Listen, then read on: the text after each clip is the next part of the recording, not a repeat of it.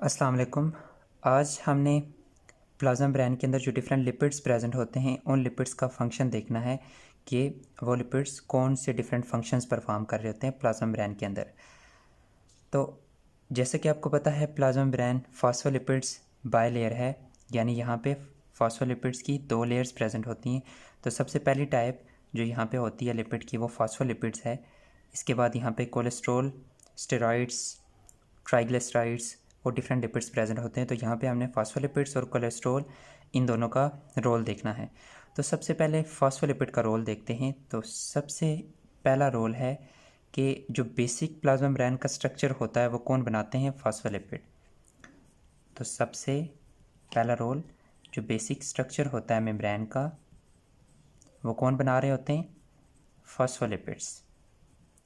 तो मेम्ब्रेन असल में फॉस्फोलिपिड बायलेयर होती है जिसके ऊपर डिफरेंट प्रोटीन्स के मॉलिक्यूल फ्लोट कर रहे होते हैं, ये जिसके ऊपर डिफरेंट प्रोटीन्स के मॉलिक्यूल स्कैटर्ड होते हैं। तो ये प्रोटीन का बेसिक स्ट्रक्चर बनाती है फॉस्फोलिपिड।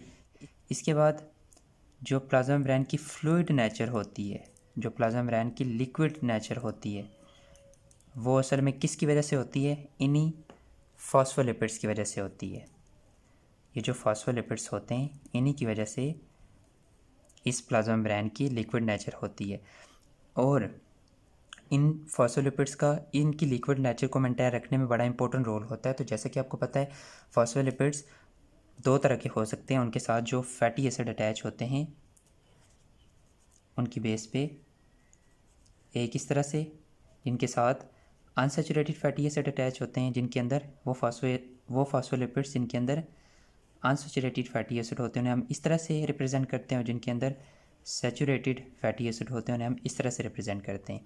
अनसैचुरेटेड जिनके अंदर एक या एक से ज़्यादा क्या प्रेजेंट होते हैं, किसी भी फैटी एसिड चैन के अंदर डबल बॉन्ड प्रेजेंट होते हैं, हम कहते हैं अनसैचुरेटेड। अनसैचुरेटेड और ये कौन से हैं? सैचुरेटेड। तो इसमें जो अनसैचुरेटेड हैं अगर वो इसके अंदर ज़्यादा हों प्लाज्मा मेम्ब्रेन के अंदर, तो प्लाज्मा मेम्ब्रेन क्या होती है? ज़्यादा फ्लूइड होती है, ज़्यादा फ्लेक्सिबल होती है, ज़्यादा लिक्विड नेचर की होती है। तो अनसैचुरेटेड फैटी एसिड या अनसैचुरेटेड फॉस्फोलिपिड्स प्लाज्मा मेम्ब्रेन को लिक्विड बनाते हैं, ज़्यादा फ्लूइड बनाते हैं, और जो सैचुरेटेड होते हैं वो कम फ्लूइड बनाते हैं या थोड़ा रिजिड स्ट्रक्चर देते हैं। तो यहाँ पे आपने ध्यान में रखना है कि अनसैचुरेटेड कैसे इसको लिक्विड बनाते हैं। तो इस तरह से ये अनसैचुरेटेड की ये जो बैंड पार्ट होता है ये इस तरह से दूसरे लिपिड्स को ऐसे दूर करता है, यानी दूसरे जो फॉस्फोलिपिड्स होते हैं उन्हें थोड़ा दूर करता है ऐसे इस तरह से। तो इस तरह से फॉस्फोलिपिड्स के दरमियान थोड़ी स्पेसिस आ जाती हैं और उसकी नेचर जो होती है वो ज़्यादा फ्लेक्सिबल होती है। तो ये ज़्यादा फ्लेक्सिबल या ज़्यादा लिक्विड नेचर देते हैं और ये रिजिड स्ट्रक्चर देते हैं या थोड़ा कम फ्लेक्सिबल बनाते हैं ये जो सैचुरेटेड फैटी एसिड होते हैं, ये सैचुरेटेड फॉस्फोलिपिड्स होते हैं। तो ये फॉस्फोलिपिड प्लाज्मा मेम्ब्रेन की लिक्विड नेचर को मेंटेन रखते हैं। और टेम्परेचर का भी इनके ऊपर बड़ा इंपॉर्टेंट रोल होता है। जब टेम्परेचर बहुत ज़्यादा हो जाता है तो प्लाज्मा मेम्ब्रेन बहुत ज़्यादा लिक्विड नेचर की या बहुत ज़्यादा फ्लूइड नेचर की हो जाती है, और जब टेम्परेचर बहुत कम होता है तो ये रिजिड हो जाती है। तो बहुत ज़्यादा लिक्विड स्ट्रक्चर भी प्लाज्मा मेम्ब्रेन का वो भी नहीं होना चाहिए और बहुत ज़्यादा रिजिड स्ट्रक्चर भी नहीं होना चाहिए। तो ये डिफरेंट तरह के ये जो सैचुरेटेड और अनसैचुरेटेड फैटी एसिड जो फॉस्फोलिपिड्स के अंदर होते हैं वो डिफरेंट तरीक़ों से डिफरेंट कंसंट्रेशन में अरेंज होके प्लाज्मा मेम्ब्रेन के स्ट्रक्चर को एक स्पेसिफिक नेचर देते हैं, जो एक स्पेसिफिक फ्लूइड नेचर होती है, जो ना ज़्यादा लिक्विड हो ना ज़्यादा रिजिड हो। इस तरह से जो कोलेस्ट्रॉल हैं उनका भी रोल होता है किस में? प्लाज्मा मेम्ब्रेन की फ्लूइड नेचर को मेंटेन रखने में। तो जब ये बहुत ज़्यादा अनसैचुरेटेड फैटी एसिड हो जाते हैं प्लाज्मा मेम्ब्रेन के अंदर, तो आपको पता है कि वो लिक्विड नेचर की हो जाती है। तो यहाँ पे सेंटर में ये अरेंज होते हैं कोलेस्ट्रॉल, और प्लाज्मा मेम्ब्रेन को कौन सा स्ट्रक्चर देते हैं? रिजिड या हार्ड स्ट्रक्चर देते हैं। इसी तरह से जब प्लाज्मा मेम्ब्रेन का स्ट्रक्चर रिजिड हो जाता है तो ये इस तरह से अरेंज होते हैं सेंटर में, और फॉस्फोलिपिड्स को ऐसे दूर दूर कर देते हैं और प्लाज्मा मेम्ब्रेन को क्या बनाते हैं? फ्लेक्सिबल बनाते हैं। तो ये कोलेस्ट्रॉल लोअर और हाई टेम्परेचर में दोनों कंडीशन में प्लाज्मा मेम्ब्रेन की जो फ्लेक्सिबल नेचर होती है, जो फ्लूइड नेचर होती है, उसे मेंटेन रखते हैं।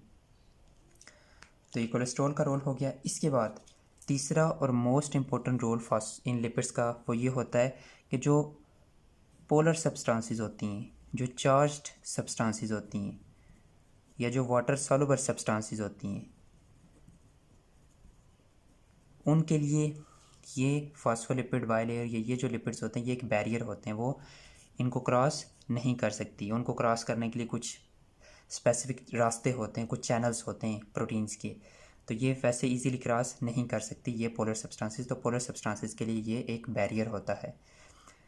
इसके बाद ये लिपिड्स और प्रोटीन्स वगैरह के साथ और कार्बोहाइड्रेट्स वगैरह के साथ अटैच रहते हैं, और उनके साथ अटैच होके ये क्या बनाते हैं, सेल सरफेस मार्कर। और वो जो सेल सरफेस मार्कर होते हैं उनका रोल होता है सेल रिकॉग्निशन में। इसके बाद वो किसी स्पेसिफिक केमिकल की बाइंडिंग साइट हो सकते हैं, बाइंडिंग में हेल्प करते हैं, अटैचमेंट में हेल्प करते हैं किसी सरफेस के साथ। इसके बाद डिफरेंट सेल्स को आपस में अटैचमेंट में ये सेल सरफेस मार्कर हेल्प करते हैं, और किसी स्पेसिफिक केमिकल की बाइंडिंग साइट के तौर पर भी काम कर सकते हैं। तो बाइंडिंग, अटैचमेंट, रिकॉग्निशन, ये डिफरेंट फंक्शंस हैं सेल सरफेस मार्कर के। तो इस तरह से ये जो लिपिड्स हैं उनके ये डिफरेंट फंक्शंस हो सकते हैं। वो प्लाज्मा मेम्ब्रेन का बेसिक स्ट्रक्चर बनाते हैं, प्लाज्मा मेम्ब्रेन की फ्लूइड नेचर को मेंटेन रखते हैं, जो पोलर सब्सटेंसेस होती हैं उनको इजीली गुजरने नहीं देती, और इसके बाद सेल सरफेस मार्कर होते हैं। और एक और मोस्ट इम्पोर्टेंट काम वो ये है कि क्योंकि ये जो फॉस्फोलिपिड्स होते हैं ये कंटिन्यूसली मूव कर रहे होते हैं, ये जो पहले वाला फॉस्फोलिपिड है ये इस तरह से यहाँ पे, और ये इस तरह से ऐसे ना इंटरचेंज हो रहे होते हैं, मूव कर रहे होते हैं, जिस वजह से प्लाज्मा मेम्ब्रेन की नेचर फ्लूइड रहती है। तो अगर ये एक जगह पे पड़े रहें तो प्लाज्मा मेम्ब्रेन रिजिड हो जाती है, हार्ड हो जाती है। तो इनका काम सिग्नल ट्रांसडक्शन में भी होता है या सिग्नल कन्वे करने में भी होता है।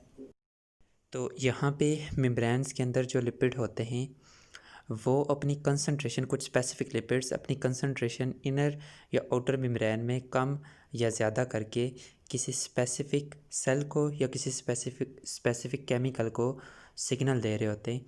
तो इस तरह से इन लिपिड्स की कंसंट्रेशन किसी स्पेसिफिक केमिकल को सिग्नल देती है और ये सिग्नल ट्रांसडक्शन में हेल्प करते हैं। तो इसके बाद हम प्रोटीन के जो डिफरेंट टाइप्स की प्रोटीन्स यहाँ पे फॉस्फोलिपिड्स बाइलेयर के अंदर अरेंज होती हैं उनका फंक्शन हम देखेंगे।